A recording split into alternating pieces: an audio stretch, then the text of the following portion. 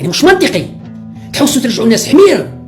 جايب لي نتايا عربه نتاع قمح او عربه تاع فوسفات وتقول لي رافد فيها الحديد، دير في بالك الناس حمير. الحديد راهو دي بلوك حجر فيهم شويه حجر صغير لكن تلقى حجرات كبار. اللهم الا اذا كنت قررتوا باللي لازم تروحوا للحديد تروحوه مليح كما الفوسفات وكما القمح وتركبوه، هذيك حاجه اخرى، وهذيك لازم لكم 20,000 قرن باش تروحوا الحديد. اذا من الاساس راهم يكذبوا علينا يخدعوا فينا. راحوا جابوا عربات نتاع القمح سابغينهم، جابوهم من جهه وهران ولا من بالعباس ولا من بلاصه، قال لهم صبغوهم وعاودوا ريقلوهم مليح وديروا فيهم حديد غارج بلاد. والشعب ما يفوقش، الشعب بغوله وشكون يهضر. يهضر واحد كيما جنول السلامان دخلوه الحبس لانه الخبراء قلال، يعني كاين شويه اللي يقدروا يهضروا دخلوه الحبس وبلعوا فمكم. بقاش الاخر الله يشر واحد ما يهضر، ما كاش يهضر.